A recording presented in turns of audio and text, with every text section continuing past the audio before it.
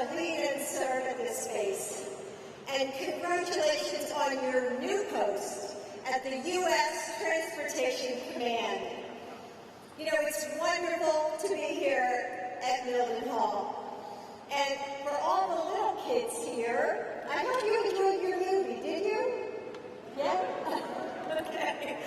You know, we're so grateful to Disney and Pixar who helped us find a way to celebrate you through this movie. And Joe and I are always excited to visit with our troops and their families. You know, you can sit down. I don't want you to stand for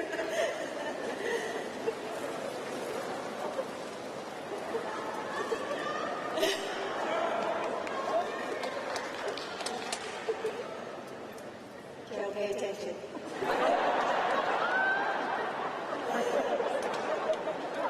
As the daughter of a Navy signalman in World War II and the mother of a major who was in the Delaware Army National Guard and served a year in Iraq, and now as your First Lady, I'm so proud to be here with all of you to begin our first overseas trip.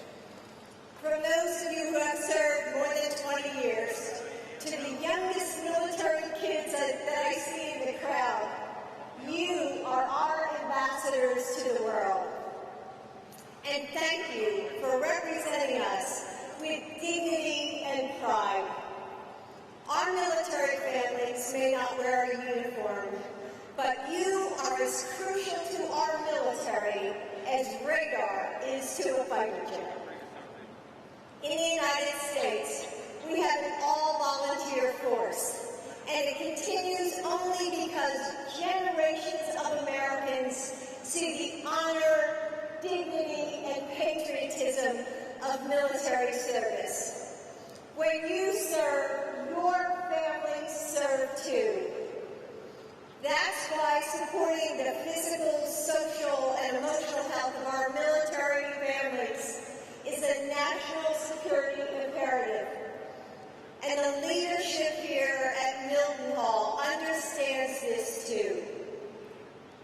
In preparation for our visit, Colonel Pat Anand wrote this about you, and I quote, "You may be familiar with the term military dependence, but I will tell you over the past 15 months, it became abundantly clear just who exactly was depending on whom.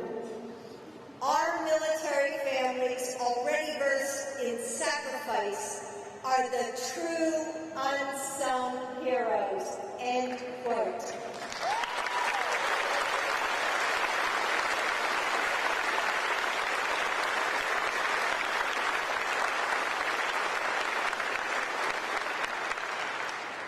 And the Colonel is right, you are heroes. And you're Commander-in-Chief, and I believe that as well. And that's why supporting you is so personal to us and one of my top priorities. Through our White House initiative to support military families called Joining Forces, we're going to work on military spouse employment and entrepreneurship, make sure that you can get quality child care when you need it, and provide the education that your children deserve.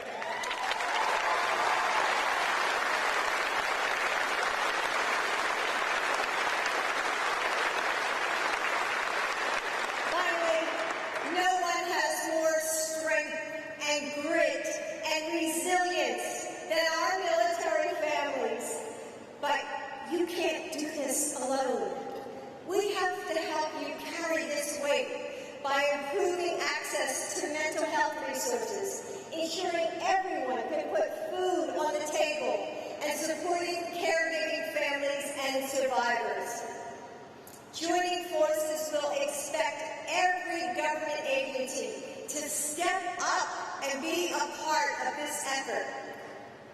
We are going to make sure that the families of our service members and veterans, caregivers, and survivors have what they need to survive, to thrive.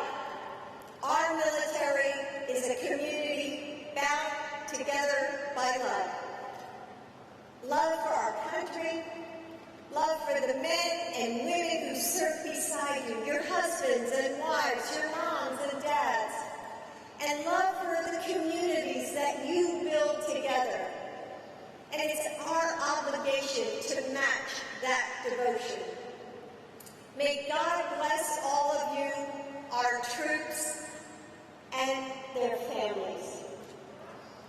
And now, I'm excited to welcome our next speaker, someone who is so familiar with what it means to be a part of a military family, Cindy Glasscock.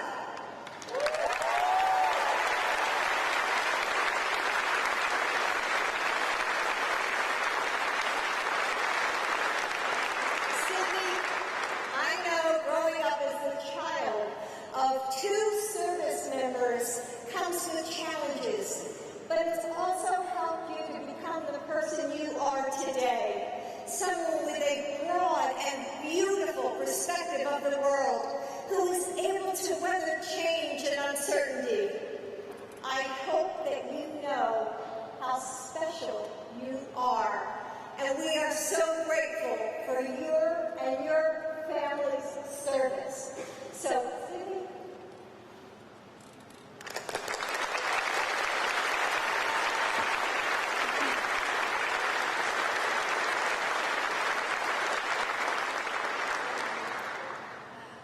thank you, Dr. Biden, for the introduction. All the support you've shown for our military families and your amazing words tonight. Let's give her another round of applause.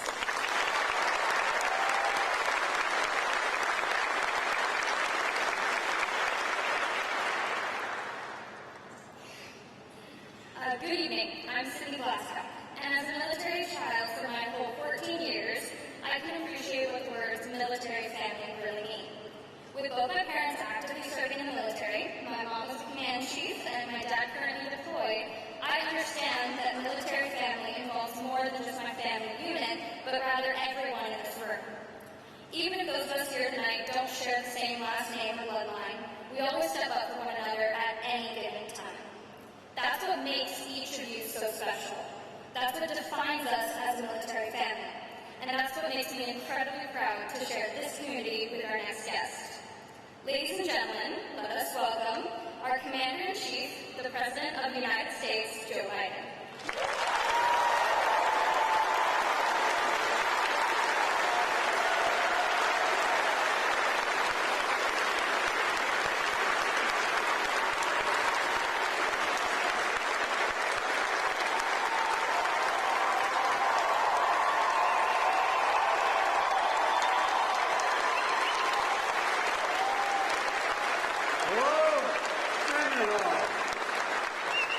Colonel, thank you for that introduction and your service leading this team at such a difficult time. Because we know that as a whole family serves. I also want to thank Melissa. I know your next assignment is U.S. Transportation Command starts soon. So congratulations and thank you. And Cindy, you're 14 years old. When I was 14, please, at ease. I keep forgetting our president.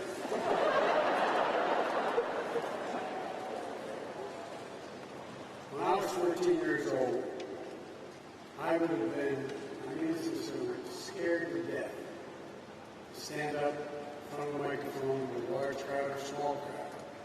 See, when I was a child, I used to stutter at it, for real. I had great difficulty speaking in front of people.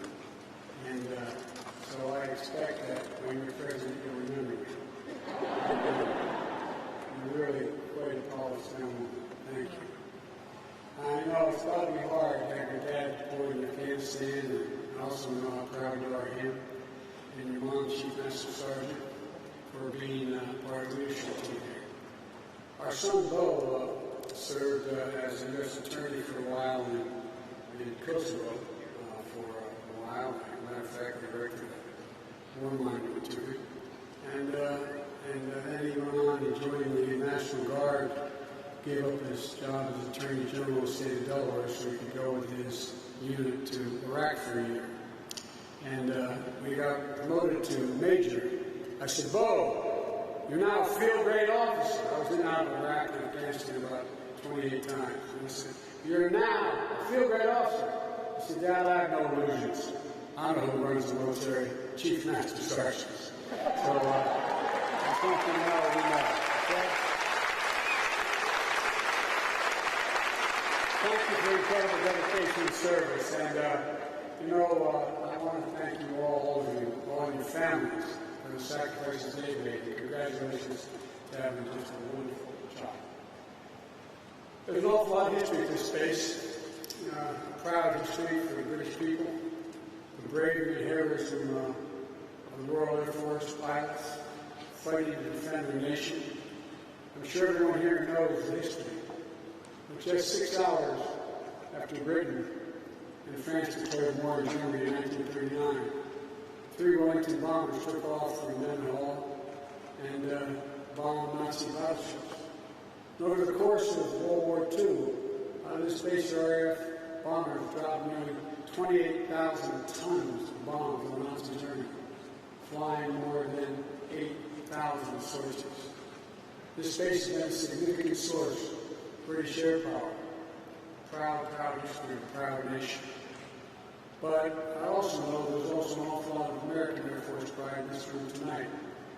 World War II was when the U.S. Army Air Force formed the 100th Bombardment Group. And by the way, just so you know, my uncle, who was killed in World War II in New Guinea, was Army. He was the Army Air Corps. He got shot down in reconnaissance way. And he's looking down and thinking all these years, my God, what this Air Force has become. It's incredible. The 100th also ran more than 8,000 sorties in the Hausa territory and supported operations from D-Day to the Battle of the Bulge and other armed lines. And when they first arrived in the UK in 1943, the unit took such heavy losses that earned the moniker that has been passed down to this day, the Bloody 100th. The Bloody 100th. So let me hear it for the 100th Air Refueling Brigade, came known as the Bloody 100th.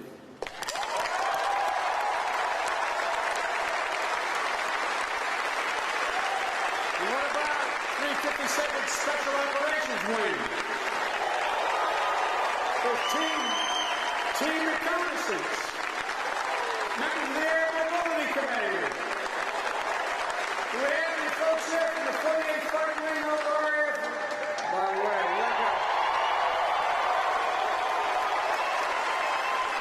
And then maybe the 501st Combat Support Wing from RAF Alkenburg. And this may be a historic first for Air Force Base right here. There just might be a few members of the United States Army here tonight with us. Come on, man. To all of you airmen and soldiers, I want to say thank you. We owe you. We're so damn proud of you. So proud. And I only wish my major was here to thank you as well. Thank you for everything you do, everything you are. There's nothing that Jill and I enjoy more than spending time with our troops and their families wherever we go in the world. I had the great honor of being in and out of Afghanistan and Iraq well over 27, 28 times. I think Jill's the only second lady in American history that's gone into the war zone, into Baghdad with me as well. You're the best of our country.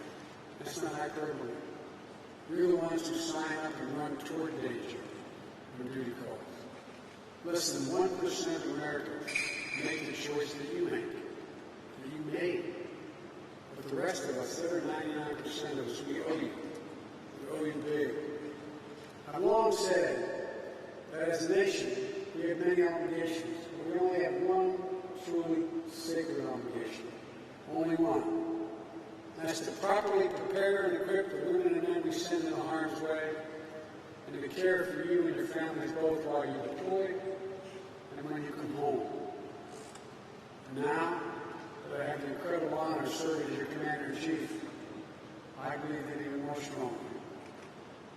And I want to give an extra special thank you to all the families.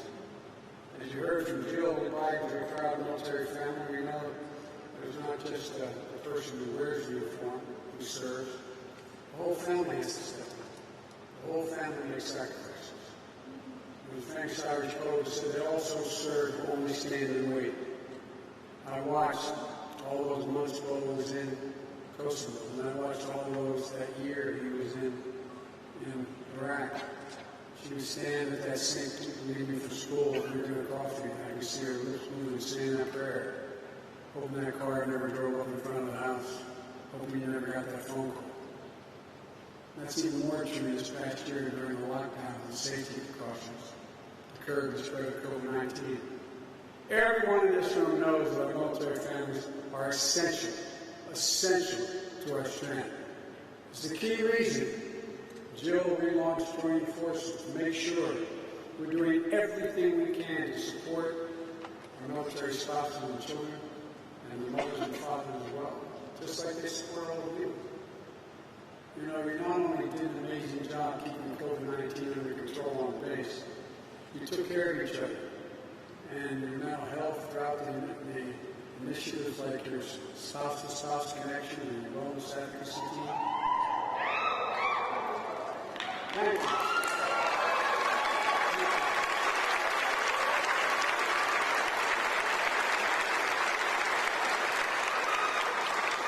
As y'all know, it's a team sport. My mother killed me if you were here. She said, Joey, you shouldn't fight. I should turn around and apologize for my back to you. I apologize. I figured out how to turn it 360. Folks, thousands of hours spent volunteering to make sure everyone got through this. It was so important. I know that these last 15 months added a lot of new pressure. But all of you rose to the task together as one team. Team Mildenhall. And you never let up on your mission. And I'm so proud to be with all of you to kick off my first overseas trip as president. I've been in and out of here many, many times. I've visited well over 100 countries as president or chairman of the Foreign Relations Committee, or as vice president or chairman of the Foreign Relations Committee. This is my first overseas trip as president of the United States. I'm heading to the G7, then to the NATO Ministerial, and then to meet with Mr. Putin to let him know what I want him to know.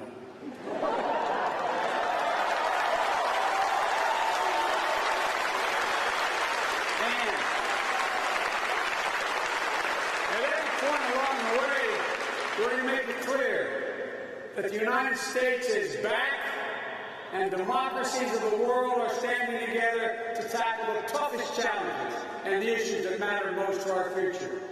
That we're committed to leading with strength, defending our values, and delivering for our people. America is better positioned to advance our national security and our economic prosperity when we bring together like-minded nations to stand with us. These nations that have shed blood alongside of us in defense of our shared values. Our unrivaled network of alliances and partnerships that are the key to American advantage in the world and have been. They make the world safer for all of us. And they are how we are going to meet the challenges of today, which are changing rapidly. We're going to meet it, though, from a position of strength. Our alliances weren't built by coercion or maintained by threats. They're grounded on democratic ideals, a shared vision of the future, and where every voice matters. Where the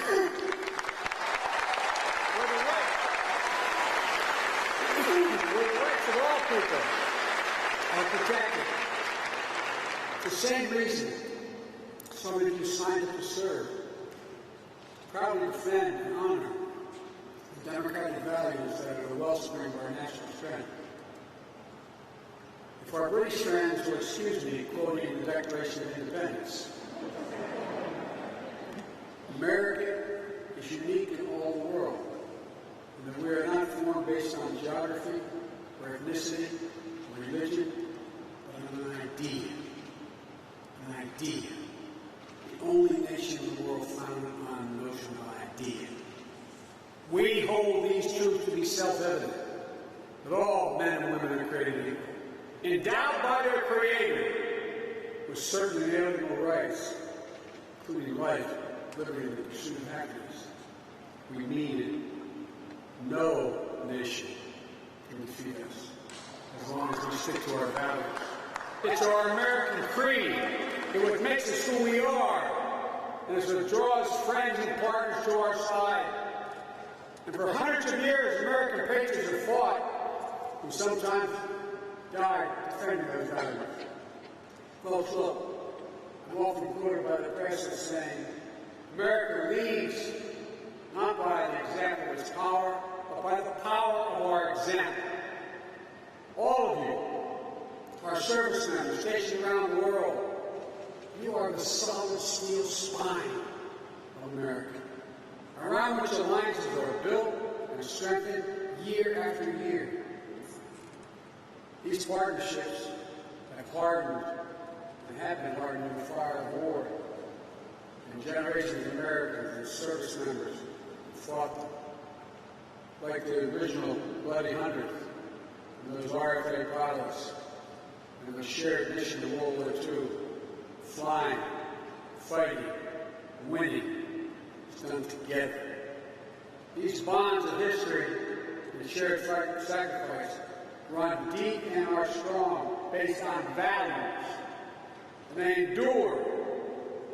The connection and camaraderie between our troops, this community of American citizens stationed in the UK, U.S. visiting forces and families, 20,000 strong, are not only warriors, you're diplomats, and you're bridge builders. You are the essential part of what makes up this special relationship between Great Britain and the United States. Over the next few days, as I said, I'll be participating in meetings with many of our closest partners, the G70 in Cornwall, then on the Brussels NATO Summit, the EU and the EU Summit. This diplomacy is essential because no single nation acting alone can meet all the challenges we face today because the world is changing. Quoted another Irish poet, he said, the world's changed utterly. Terrible beauty has been born. We're in a different place than we were 10 years ago. Better position, but a different place. We have to build the shared future we seek. Future nations are free from coercion or dominance by more powerful states. Where the global commons, the seas, the air, space, remain open and accessible for the benefit of all. To tackle this century's most pressing challenges, we have to do it together. We have to end COVID-19 not just at home, which we're doing, but everywhere. There's no wall high enough to keep us safe from this pandemic or the next biological threat we face, and there will be others. It requires coordinated, multilateral action. We must all commit to an ambitious climate action if we're going to prevent the worst impacts of climate change, limiting global warming to no more than 1.5 degrees Celsius. Lead the global transition to clean energy technology. You know, when I rode in the tank in the Pentagon, when I first was elected Vice President, President Obama, the military sat us down to let us know what the greatest threats facing America are, the greatest physical threats. This is not a joke. You know what the Joint Chiefs told us the greatest threat facing America was? Global warming. Because there'll be significant population movements, fights over land, millions of people leaving places because they're literally sinking below the sea in Indonesia because of the fights over what is arable land anymore. With the G7, we plan to launch an ambitious effort to support resilience and development around the world by investing in high quality, high standard, physical, digital, and health infrastructure. We have to make sure that new technologies and norms of conduct in cyberspace are established, including addressing the growing threat of ransomware attacks. They're governed by our democratic values, not by the autocrats who are letting it happen. These are all critical national security issues in 2021. We're going to be driving this agenda together with our G7 partners. In Brussels, I'll make it clear that the United States' commitment to our NATO alliance in Article 5 is rock solid. It's a sacred obligation we have under Article 5. The U.S. and the U.K. are both founding members of NATO, the strongest military and political alliance in the history of the world, and that's not hyperbole. Our troops have stood shoulder to shoulder around the world, including serving with bravery in the mountains of Afghanistan for the past 20 years. Our NATO allies have had our backs when it mattered, just like we've had theirs when it's mattered. And now we need to modernize our alliance, investing in our critical infrastructure, our cyber capabilities, and to keep us secure against every threat we faced over the last decade and the new challenges we're about to face as well. For the European Union leaders, I'll discuss how the United States can work with Europe to address the full range of issues required the full strength of our transatlantic partnership, including working together to shape the new rules for the 21st century economies. And only after these meetings with our closest democratic partners to develop a common agenda and a renewed purpose, I'll travel to Geneva to sit down with the man I spent time with before, President Vladimir Putin. We're not seeking conflict with Russia. We want a stable, predictable relationship. Our two nations share incredible responsibilities, among them ensuring strategic stability and upholding arms control agreements. I take that responsibility seriously. But I've been clear, the United States will respond in a robust and meaningful way when the Russian government engages in harmful activities. We've already demonstrated that. I'm going to communicate that there are consequences for violating the sovereignty of democracies in the United States and Europe and elsewhere. I'm going to be clear that the transatlantic alliance will remain vital, a vital source of strength for the UK, Europe, and the United States. I'm going to make sure there's no doubt as whether the United States will rise in defense of our most deeply held values and our fundamental interests. Here's why this all matters so much right now. I believe we're in an inflection point in world history. The moment where it falls to us to prove that democracies will not just endure, but they will excel as we rise to seize the enormous opportunities of the new age. We have to discredit those who believe that the age of democracy is over, as some of our fellow nations believe. We have to expose as false the narrative that the creeds of dictators can match the speed and scale of the 21st challenges. You know, and I know, they're wrong. But it doesn't mean we don't have to work harder than ever to prove that democracy can still deliver for our people. But many who think things are changing so rapidly, democracies cannot get together and form a consensus to respond like autocrats can. And you know better than anyone that democracy doesn't happen by accident. We have to defend it. We have to strengthen it, renew it. And I know that the American people are up to this job. I know because I look around this hangar. What I see is I see America. I see America, people with different backgrounds, coming together in a shared mission. Our democracy has never been perfect. Never been perfect. But Americans of all races, religions, sexual orientation, immigrants, Native Americans, all have spilled their blood to defend the values that we talk about.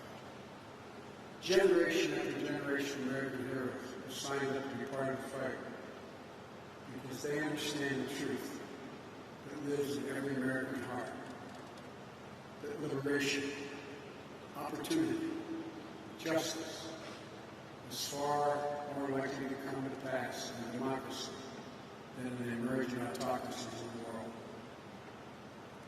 I promise you, that's what this is going to be all about, your generation and those of your children. And here's what else I know beyond a doubt. There's not a single thing, nothing beyond America's confidence to accomplish when we do it together, when we do it as one people. You're proof of that. You're proof of that every single day. Your bravery, your decency, your honor, your commitment to duty. We've been send more fuel through a boom with a KC-135R in 8 minutes than a civilian gas pump can pump in 24 hours. And you do it midair. And it's all a normal day for this team. So don't tell me we can't win our race to the future across the board.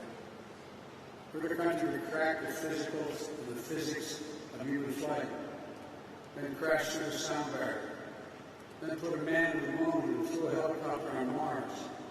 I could go on and on and on. There's nothing beyond our capacity. So I want to thank you again for welcoming Jill and me today. It's great to be here in the UK. It's great to be here seeing you first. Seeing all of you is the best possible way to start this trip.